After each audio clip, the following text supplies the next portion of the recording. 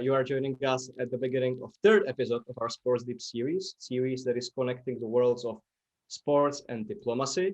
And I think that today's topic couldn't be more timely. We are going to discuss major sporting events with our three excellent guests who will be introduced shortly. And for this very interesting discussion, we have, of course, our expert moderator here with us today, Jan Kaliba. Jan currently resides in Washington, D.C. He is correspondent of Czech Radio, and for the same outlet, he has been covering major sporting events for over 10 years. I know, Jan, you have been to Sochi Winter Olympics, Vancouver Olympics, also FIFA World Cup in Brazil. So, and there are many more events, a lot of experience, a lot of tricky questions for our participants today, surely. And apart from that, he is also co-founder of a great quarterly football magazine, Football Club, which is one of the best things I always bring to DC with me when I'm traveling here from Czech Republic. So Jan, thank you so much for making it here. And dear guests, thank you so much for being with us. Many of you already know SPORTSDIP. We are going to have 1 hour long discussion. Please feel free to ask your questions anytime using Q&A in your Zoom. We will have at least 15 minutes for last discussions. We also have a Facebook Live, so feel free to ask questions there anytime. Our session is being recorded, so some of us who couldn't make it will watch later. Before I hand it over to Jan, I just want to do two special shout outs to our very two special ladies. One of them is Veronika Zemanová from Czech Olympic Committee. You don't see her here, but she is surely somewhere behind the scenes, and she is a great help in putting together the series. We are partnering on SPORTSDIP with Czech Olympic Committee, and thank you so much. It is a great help, Veronika. And also Mary Fecko, who is also here behind the scenes, and all the great invitations are thanks to her, and she's providing the best logistics for the series. So thank you for that. I think enough of me, enough of introduction. I'm really interested in today's session, and I'm giving it over to Jan and to our participants. Thank you for joining us. Thank you, Jan, for this introduction. Thank you for bringing up this interesting topic. I will do my best to make it, transform it into interesting debate as well. We'll see in 1 hour. And thank you all for joining us. Welcome. And let me introduce our great guests today. Let me start here in Washington, D.C. with Marty Conway. He works at Georgetown University here in DC, and he has been an expert and long-time executive in sport marketing and digital media, for example, in organizations like MLB, Baltimore Orioles, Texas Rangers, America Online, and what's actual and very interesting to us, he is serving a lecture. He has been serving lecture on sports management for Josor Institute in Doha, Qatar, which is of course related to Soccer World Cup next year. And so I think it will be very interesting to have you. Thank you.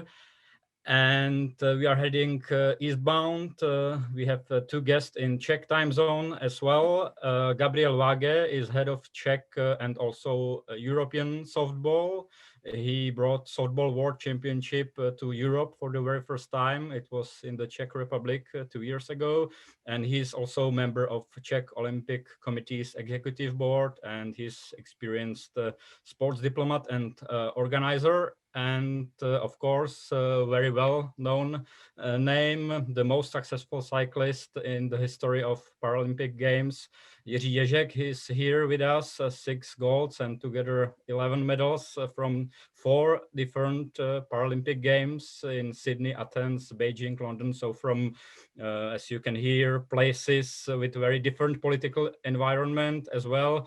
But he's also experienced Tour de France. He served as a member of UCI Athletes Commission, and now he works as a sports moderator for CNN Prima News. So those are our 3 guests. As I'm kind of professionally obsessed with current affairs, let's start with one of them, which is, of course, Tokyo Olympics and Paralympics. The Olympics are less than 2 months away, and the pandemic is actually getting very bad in Japan. Of course, Japan is committed to go forward with the Olympics a year after the original date, and but most of the people, according to recent surveys, are against holding the Olympics there. Most of the Japanese healthcare workers asked for the same. We know there are many different interests in play here, us as the audience, Japanese people, and so on. So is this an environment to hold the games now, from your perspective? We can maybe start with Jiří as an athlete or former athlete.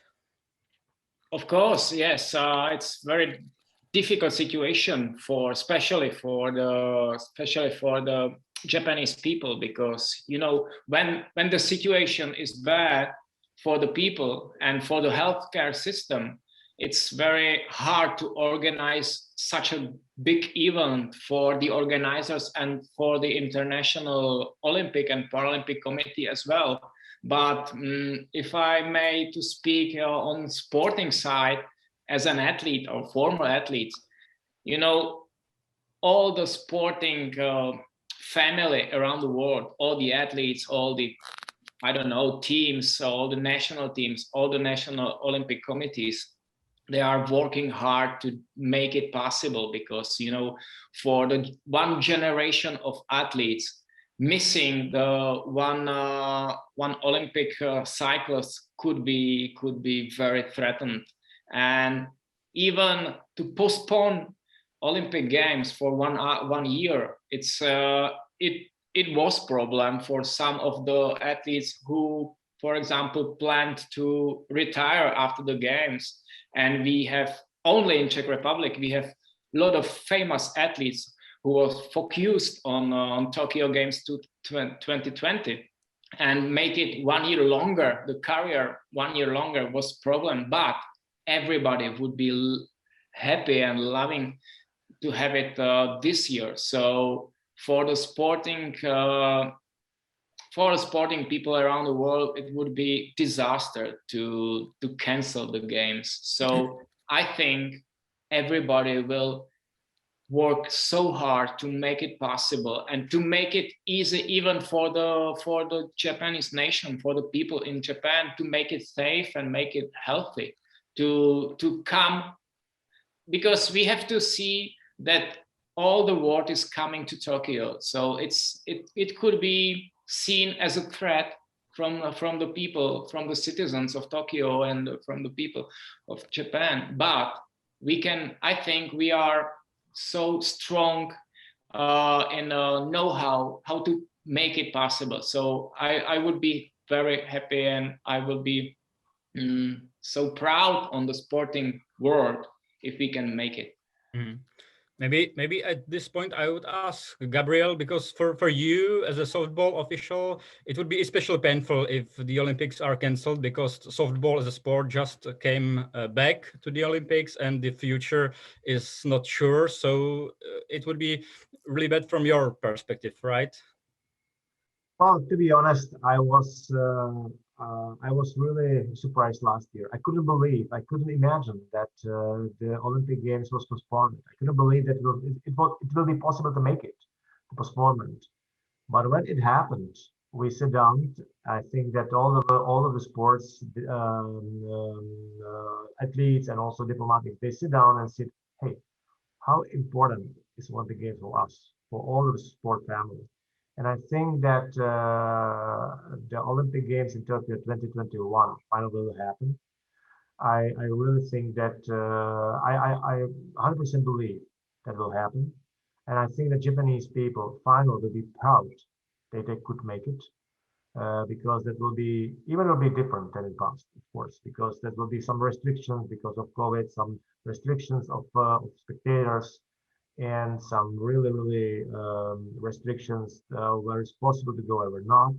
But finally, we are not able to take out the dream of the athletes, which they waited 4 years, and from our perspective, more than 4 years. You are right. So I don't believe that that is possible to make it, because it will be a really big shame for whole sport. So I think that finally, and we are ready as a society, and the whole world is ready to make it. So yes, I believe that will happen, and I will be proud of all people who will be there, and all Japanese who will successfully run it. And I'm happy that today was announced that Japanese ambassador here in Prague announced that Japan is ready to make it and proud to make it. So that's, I believe it. And Marty, from the point of sports marketing, this is a very tricky situation for the Olympic movement. So if you can evaluate how much would the brand of the Olympic Games suffer on one hand if the Olympics are not held for the first time since the World War II, and on the other hand, if they go on and it happened that it worsens the situation of the pandemic in Japan. Yeah. First of all, let me say ahoy to all you, and thank you, Jan, and Jan, for having me and all my the colleagues here on this panel. It's really outstanding to be with you all. Yeah, so as my colleague said, from the athlete standpoint and from the standpoint of a sport federation or even a National Olympic Committee, it's almost essential to host these games, and that is because the Summer Olympics, the revenue derived from both the media contracts and the sponsorship contracts account for about 85% of the IOC's operating budget, right? So you can imagine a delay means one thing, a cancellation, how that would cascade down to these National Olympic Committees, the international and national sport federations, down to the athletes who are getting revenue from these. It would be a catastrophe, I think, for the international sport environment. Now, having said that, I think we will learn that we owe a debt of gratitude to the Japanese and the Japanese people for hosting this games in conditions that we could not have ever imagined. And so my hope is that they're able to host these games for the benefit of the athletes who, as Yizzy said, this may be their one opportunity. They're not professionals to do this.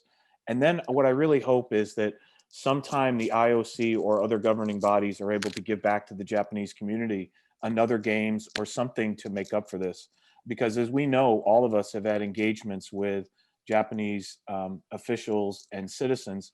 They're some of the most wonderful and respectful people in the world. And this is awful that it's happening to them. So I think from a financial standpoint, it's almost essential to go forward. But as a marketing company, if you're Visa or some of the other sponsors, this is a real challenge because you cannot activate on the ground in Tokyo or throughout Japan. It's impossible to do that.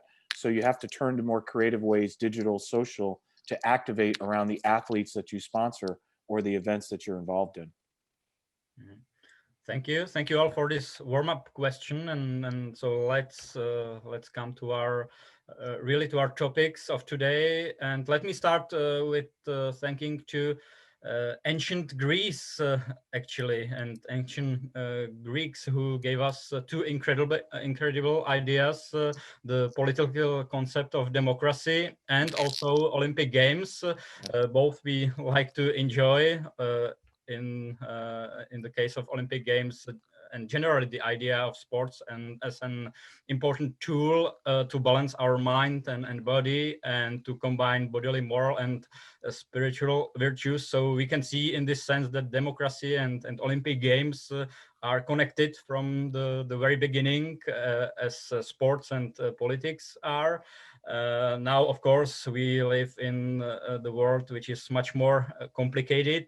So let's discuss it through the topic of big sports events, bidding and hosting them, how politics is involved and what controversies does it bring, which is SPORTSDIP, today's topic. And let me begin with the very simple question for all of you. What was the best big sports event you have ever participated on or remember?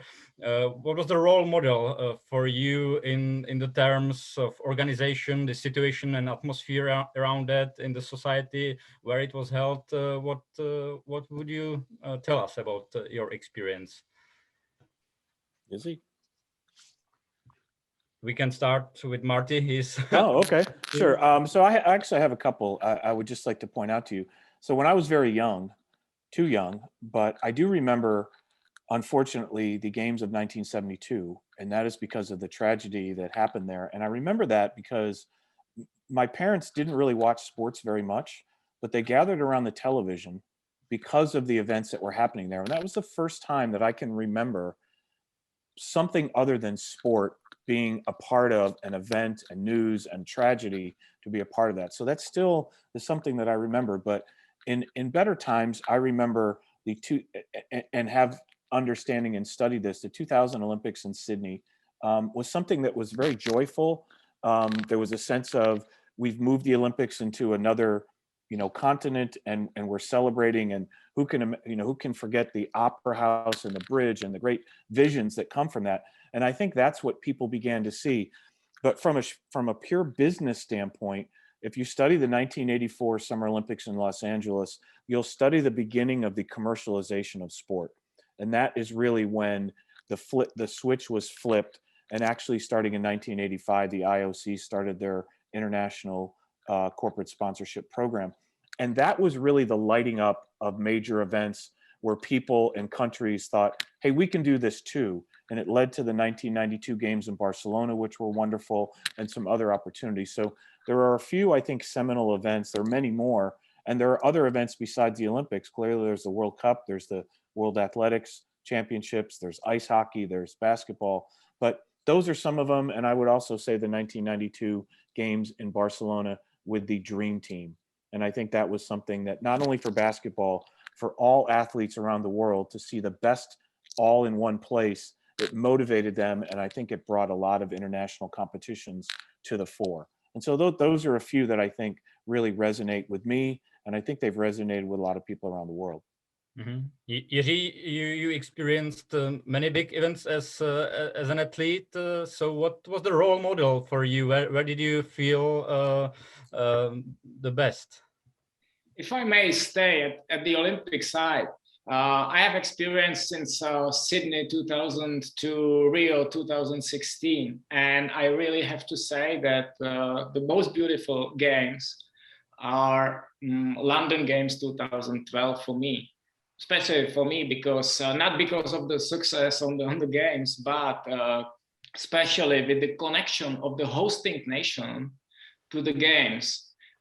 Because everywhere where we organize or where are organized Olympic Games, the nation comes to watch and to be interested in. But in London, you really felt that the British people love the games, and they wanted to make the games unforgettable for the people, even the athletes, even the organizing staff, even the spectators from around the world. And starting with the top political representation, Her Majesty Queen and her family, and political organization of Great Britain, to the normal people who are watching and walking on the streets and cheering the athletes just walking by.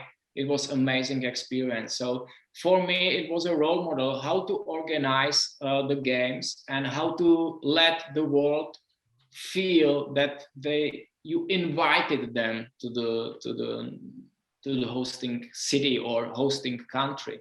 But on the other hand, very specific sporting event is Tour de France for me, because on cycling, as such a huge cycling event, and Tour de France is the third most watched or followed sporting event in the world, behind Olympic Games and Soccer World Championship. So Tour de France is amazing how they can compose the culture side of the event, geographical knowledge of the France, gastronomical, and the sporting side of the most experienced cycling event in the world. So for me, it's every year Tour de France and London Olympic Games. Mm-hmm. And Gabriel, you have participated on organizing some events. So what for you, and how do you experience maybe the selection process of Olympic Games as a softball official as well? Do you follow it with nervousness, where it will be? What would we need to do to prepare? Well, I was part of this couple of World Championship, not only softball but also basketball and ice hockey.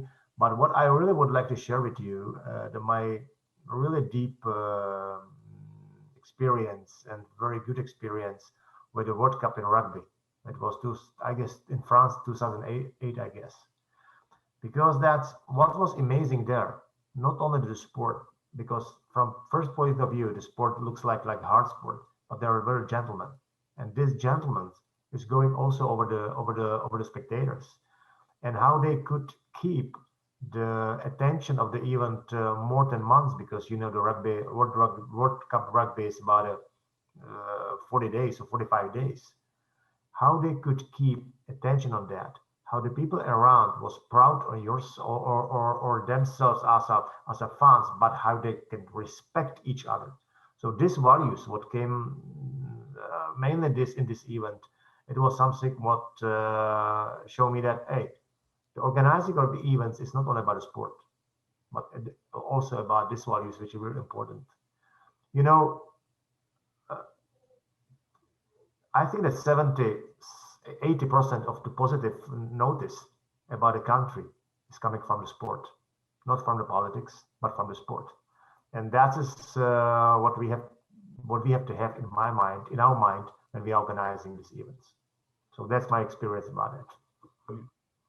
Thank you. And so let's now use the unique experience of Marty just now helping Qatar to prepare for the next year's World Cup in soccer. As we know, there are different motivations for countries to organize these events, and I think Qatar is an example which can be studied, why such a small specific country wanted to host a bunch of big events in recent past, and they also own the global sports TV network.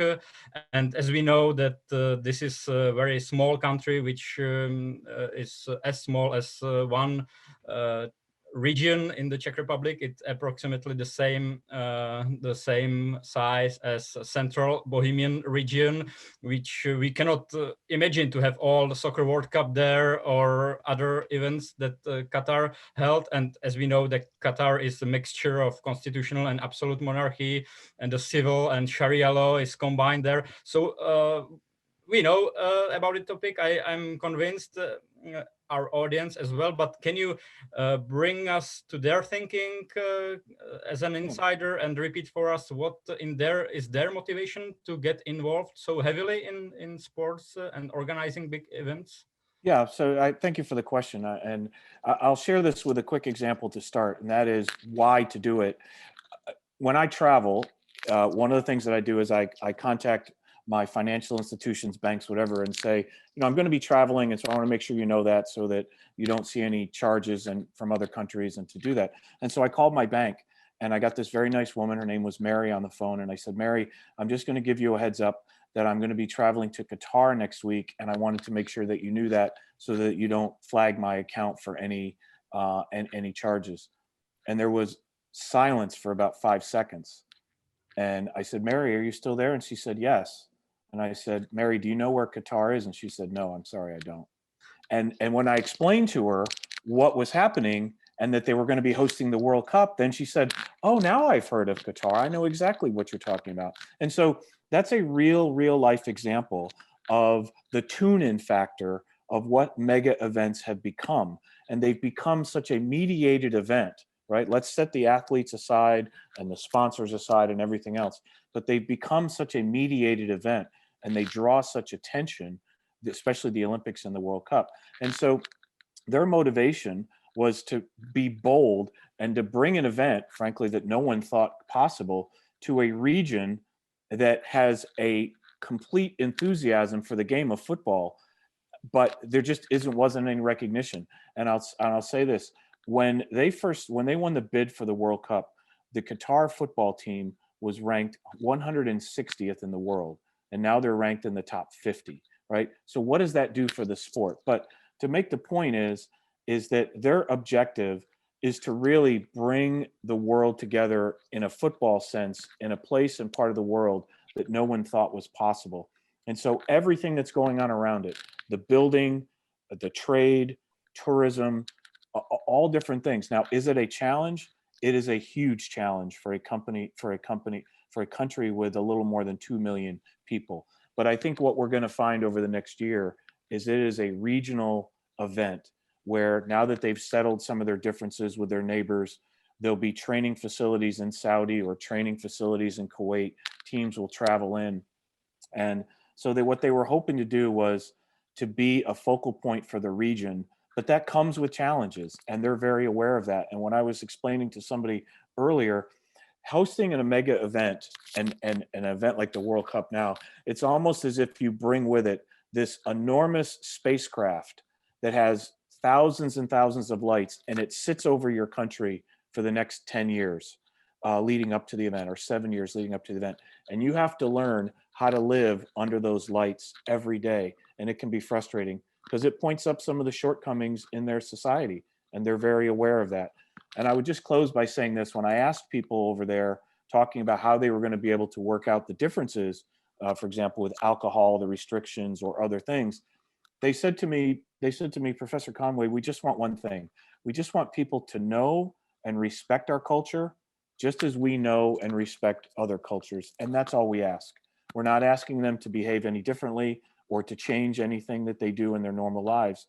They're just asking for that sort of what I think people would respect in diplomacy, which is, expect in diplomacy, which is some understanding and respect. So I'm open to take many more questions or offline about it, but I think that's the perspective I've had over the last 5 or 6 years related to what they're doing there. Mm-hmm. And let me follow up before we move. Let me follow up with one of those challenges you mentioned, which is communication about this tournament. Because what communication strategy to defend the credibility of the World Cup they have? Because we know that there are many serious accusations of corruption during the bidding process. They have beaten even your country, the USA, which was very unexpected in that time, 2010. There is a report about at least 6,500 foreign workers who died during the construction, the stadiums, the unbearable heat forced to move the tournament to break up all the club season. So it's overwhelming from the perspective of PR. So what's their communication strategy to defend that? Well, I think, and I see my good friend Mahfoud from Qatar University has joined, and I'm happy to see that. And with a question, and that is, again, being in the position of living there, growing up there, and traveling in the region, they just don't see things quite the way that some others, and understanding that this is the way that they'd like to see things go. And I can tell you that the football community is quite happy with what's happening. I can tell you that the stadium design, building, the fact that some of these stadiums will be torn down and redistributed out to other countries around the world for football. I think this is going to be a really interesting and sort of breakthrough event. But from a communication standpoint, yes, it's not Western media. The media scenarios are very different throughout the region. But I say this, in talking to people even as late as last week, they're very happy and satisfied and proud to be able to do this. And they're going to be able to pull off an event that I think most people from the outside said, oh, this is just not possible to do. And they're going to do it in a way that FIFA and some of the other football communities in Europe and others seem to be quite happy with the fact that they've been able to maneuver around it. So sometimes with innovation and change comes some uncomfortableness in events. And we've seen that throughout the world in other events. So, and again, it's not just the World Cup. They're hosting the International Track and Field Championships, the Asian Games. They have a number of other events. And this is just one more of those capabilities that they're building on top of. Thank you. Thank you very much for this.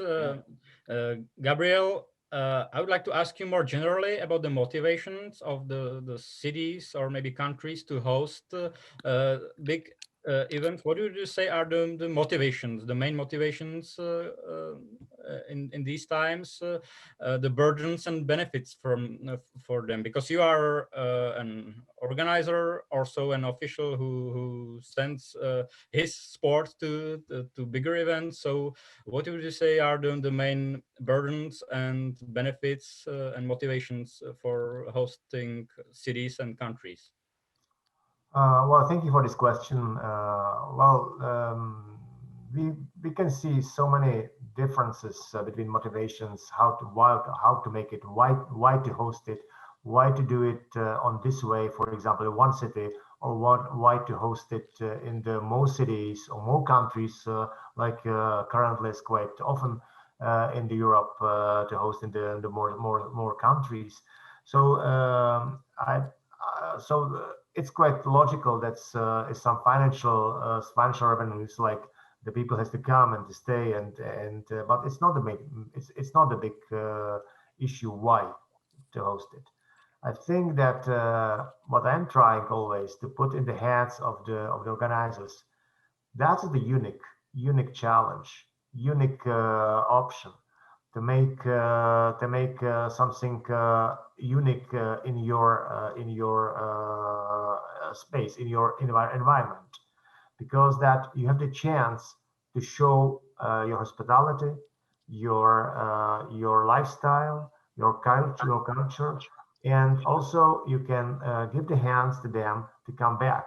It's not only about to host the event and that's it, but also think about the sustainability of the hosting next events. That's what I'm trying to put in the motivation they has, not to do it just once, but think about it for the future also.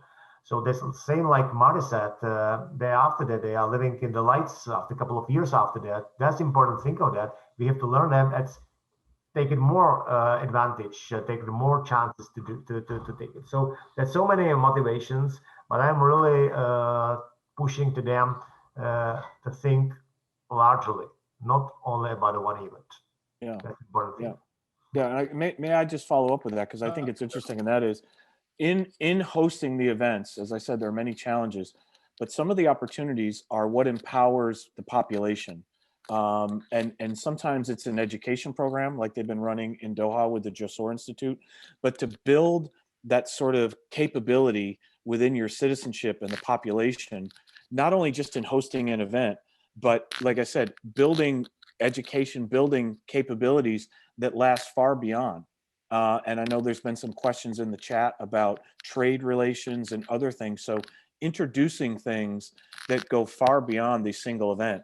And in fact, I would say Los Angeles hosting the Olympic Games in 2028 is an example of that.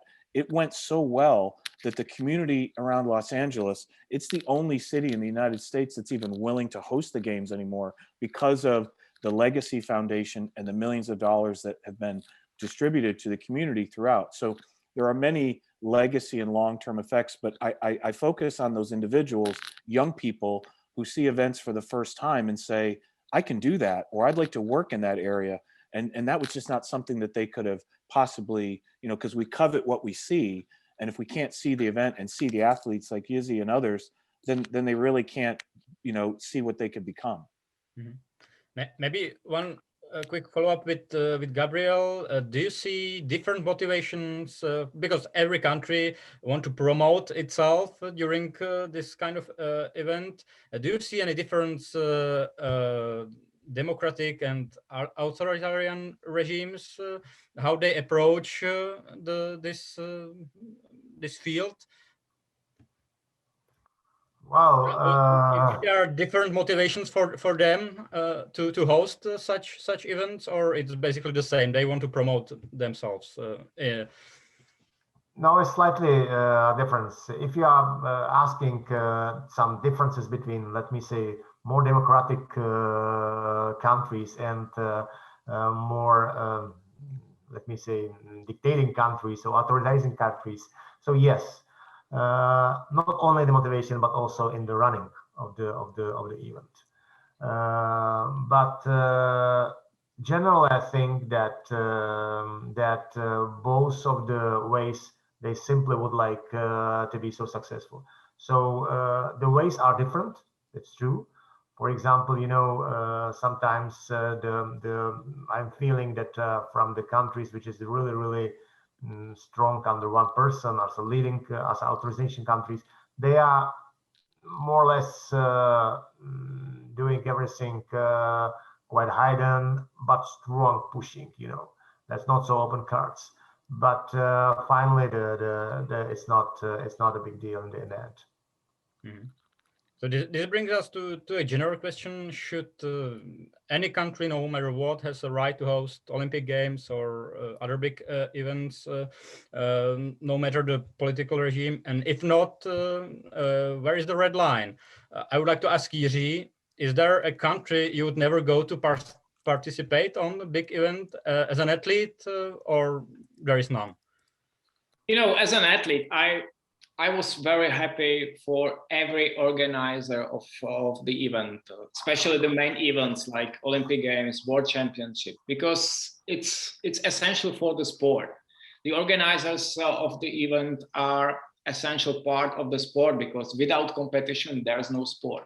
But as a person, I was very careful to choosing if I would or if I want to go, especially if it's very, I don't know, problematic country, especially of democratics on the democratic side, or if there's a persecution of the people, if there's a regime who is really, really problematic in international side. But maybe it's the same like with the motivation of organizing the event, because democratic countries, they organize the event because of the publicity of the international publicity of the country, to encourage the trade, encourage the economics, maybe to show how they are able or capable to organize this great event, and they more focused on the sporting side. But non-democratic or authorities regimes, if they organize the event, they look also internally. They justify the regime to the people of the nation. Their motivation is to justify the regime internationally, because they can show they are not so bad.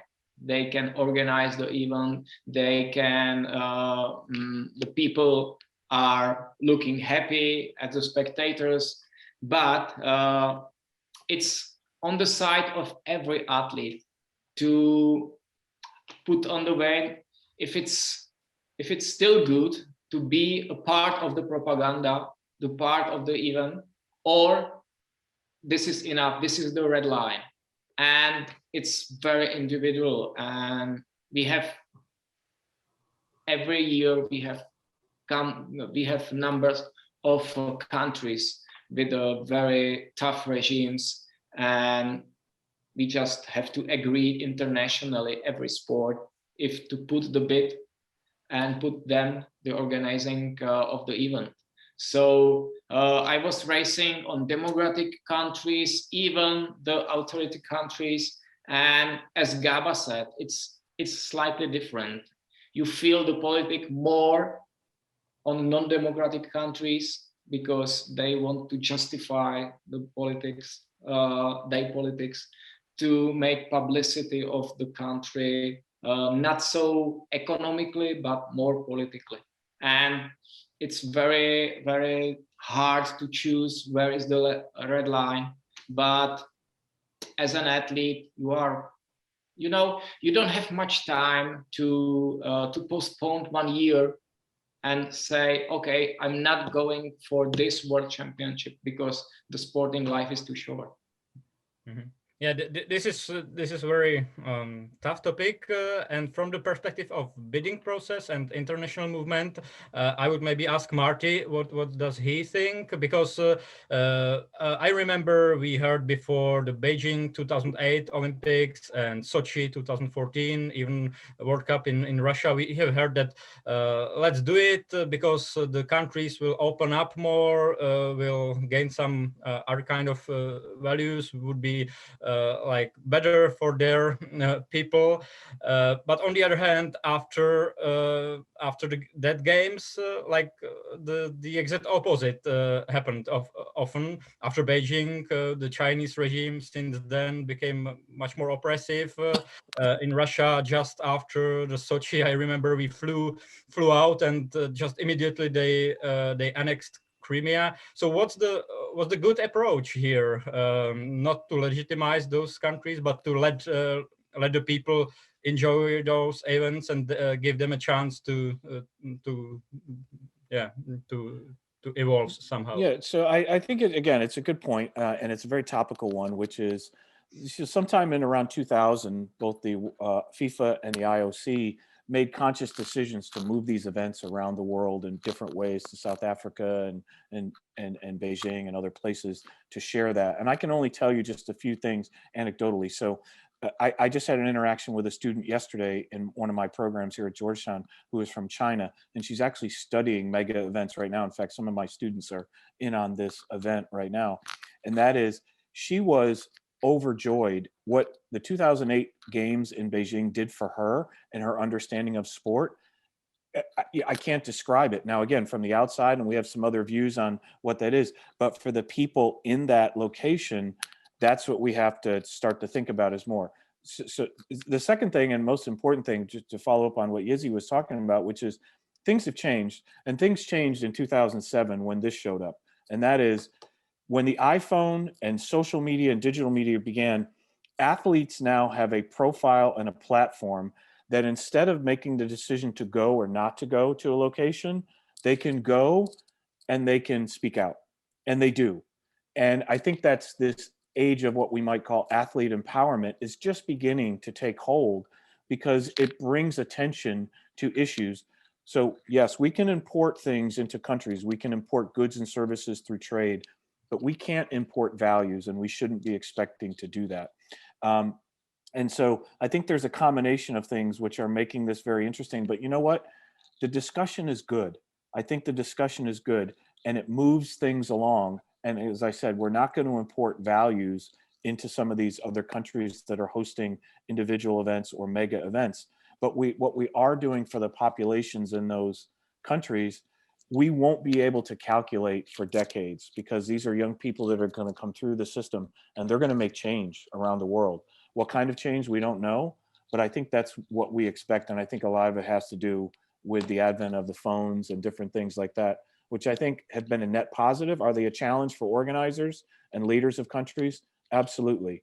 But there are challenges in many ways around the world. And so I think that's why sport has been such a positive thing, because it stirred that sort of emotion in people to make moves. And you just, like I said, we just don't import values into countries. We import other things, but we shouldn't be expected to import Western values into, other places, I think ultimately. Mm-hmm. We are approaching the Q&A part, and let me finish and conclude with Gabriel with the topic of what's the trend in this? Why do you think so many events recently ended up in or in the near future will be held in countries which we call like more authoritarian, like Beijing had summer and we'll have Winter Olympics, there's the Russia World Cup and Olympics and so on. And is this the future? Because they have no problem to finance the event, build the venues, to enforce necessary measures. There's no open resistance from the public. On the other hand, we have seen recently in democratic countries referendums where people say no to hosting those events. So is this the future, do you think? No, I do hope not, but you touched a very good moment that there's so many mega events or top events are going right now to the more, let me say, more authoritarian countries. And the reason is, but you said quite perfectly, the reason is that the democratic, because of the process of democracy, is going, sometimes is the, sometimes it's harder to make these things happen, because there's some respect to each other, which is part of democracy, of course. It's bringing to us too many questions and to referendum and to politics discussions. It's quite hard to find some final solution and common language to make it.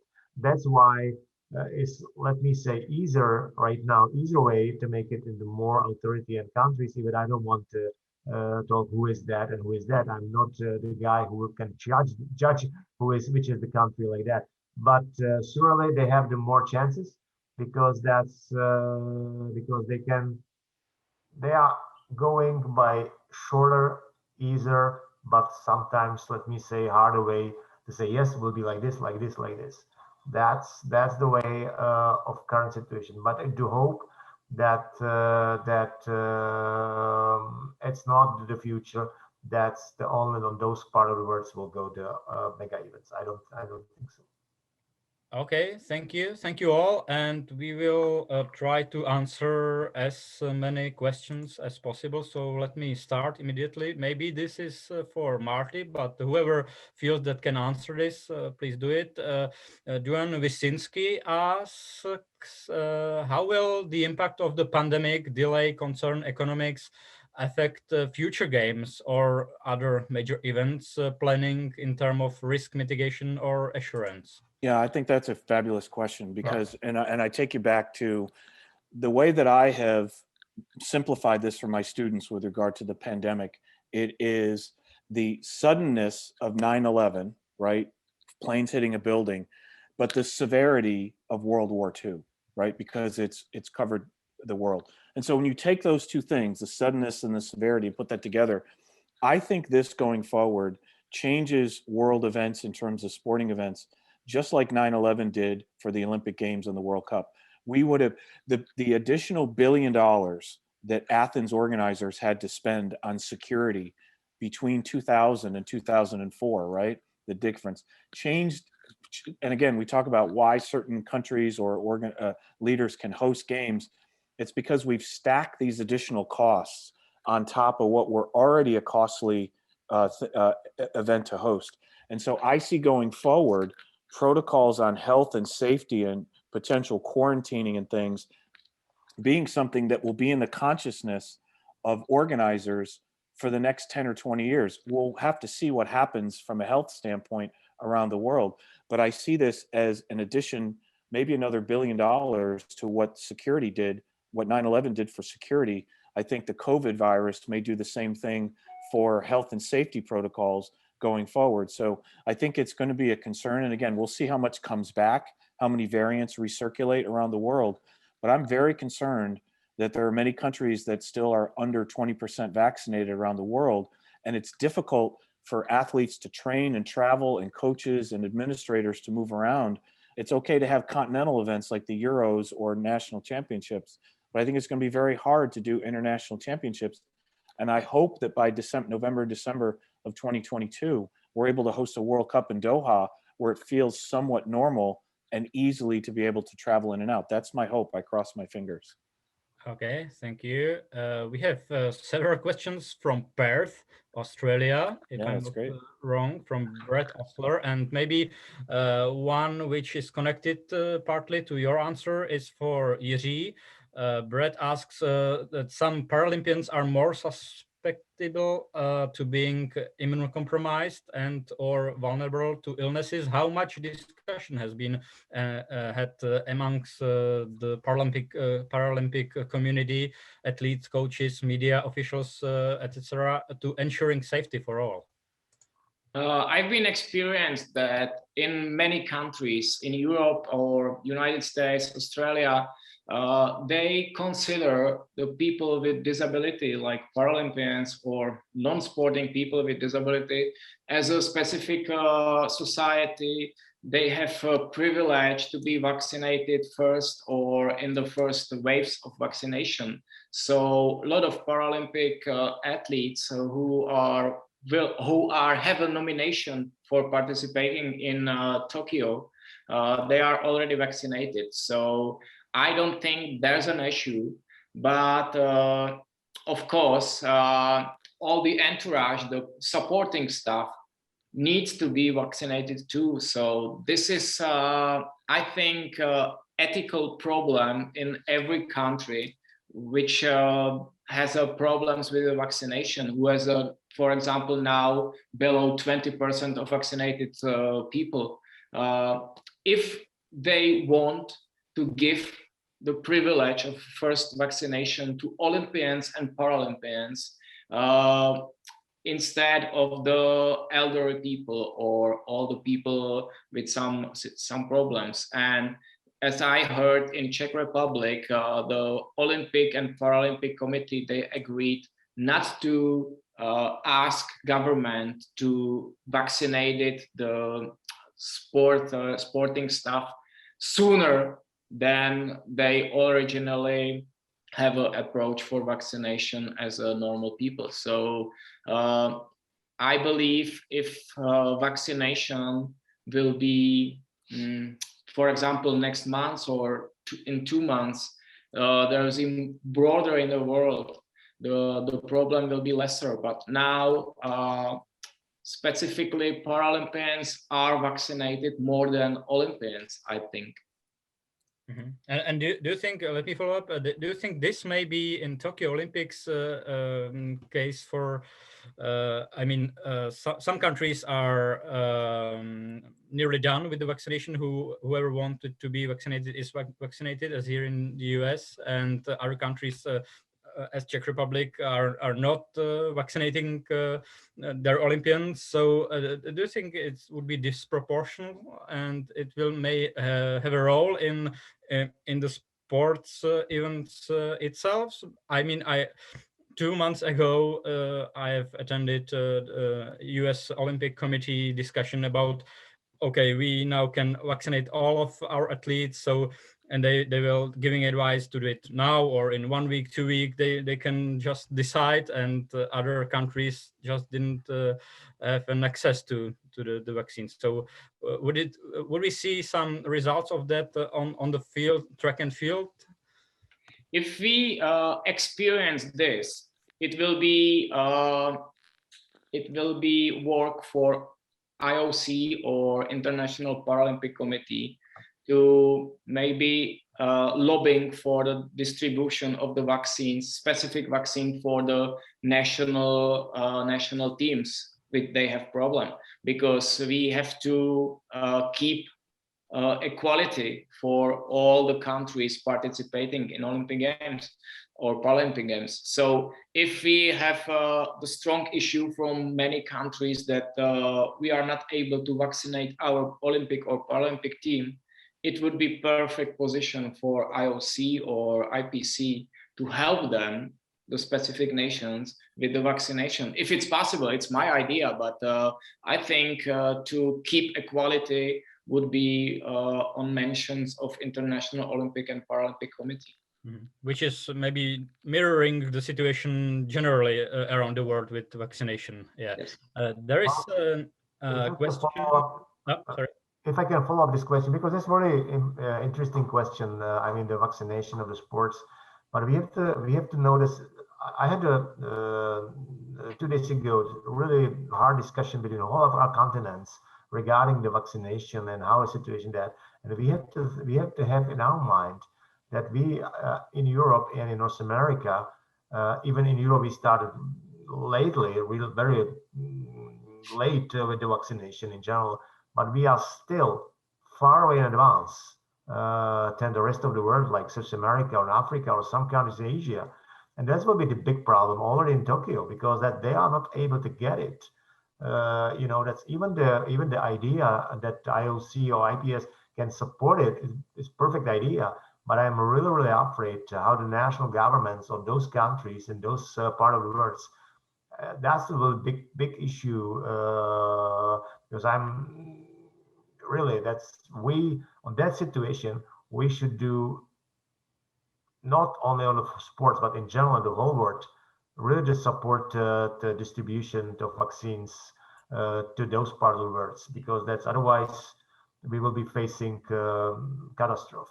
Mm-hmm. That's my point to this.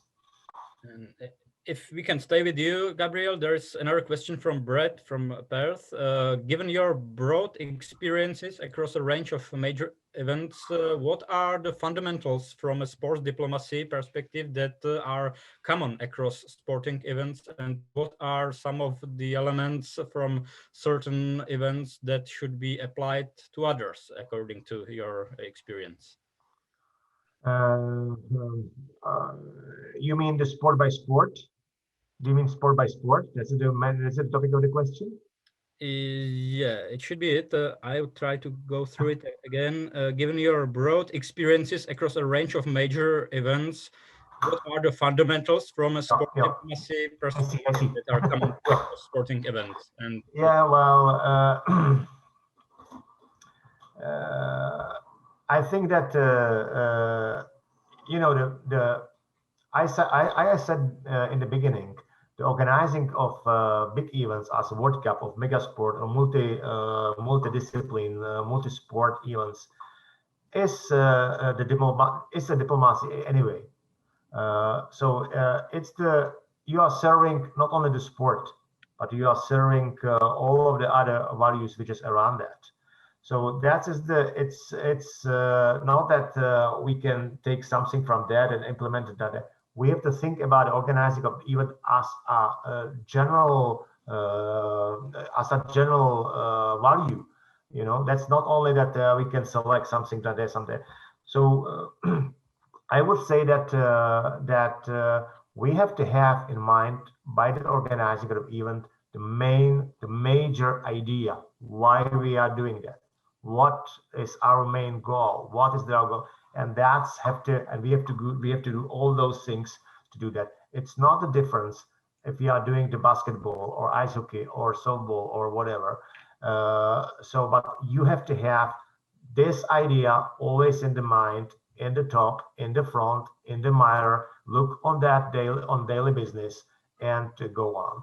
That's my recommendation to this. Mm-hmm. For Marty, maybe there is I know it's a real question, but there's a very long post or two posts from Dr. Mahfoud Amara from Qatar.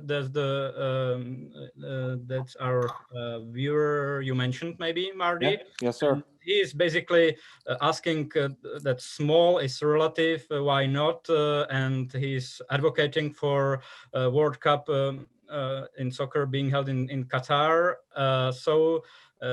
Maybe tell us about how people there feel about people around the world questioning their ability to host that event. Yeah, and I said Mahfoud is terrific, and I met him on one of my trips over there. And I just say that generally, that's an example that in an educational setting, 5 or 6 or 7 years ago, there was very little discussion about sporting events, and I guess they'd hosted the Asian Games and some other things, but it had not really brought together the broad group of population that the World Cup does. And so now there are programs in the universities, there are programs throughout, and it has really energized a community, young people, professionals to do that. And again, those are the sort of what I say are sort of the hidden things that we focus on, different rights and different things that are challenges or things that are wrong. But generally speaking, and I know these things don't show up in the economists when they, when they survey and look for data, whether it's trade or tourism, but there are things within the population that stick. And I think that's what some of your other colleagues have talked about here today, which is whether it's for an athlete who sees Yizzy do something and says, I think I'm capable of doing that. And Mom, can I help? How can we do that? Or Gaba talks about building a softball or other things like that. Who knows what they lead to? But I think that's the energy within the population that we generally don't see until many years after the event. There's really no way to measure that, but I think it's an important part of the mix and the ingredients to hosting events. And even now in the future, in 2026, 3 countries, Mexico, the United States, and Canada, will join together to host the World Cup. That will be a first. And so hopefully there'll be times in the future where cross-border countries, like they plan to do in the Euros this year, that will be something that will continue to work, because these events have gotten so large that we really do need multiple venues, multiple cities, and multiple communities to pull it off. Thank you very much. Our time is up, but let me conclude with the very last question, and I ask you for a very brief, maybe title answer, because we are on the ground of Czech Foreign Ministry. So let's promote the Czech Republic a bit.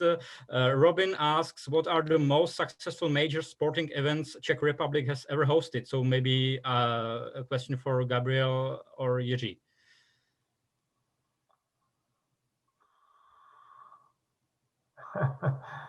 Well, softball championship, right?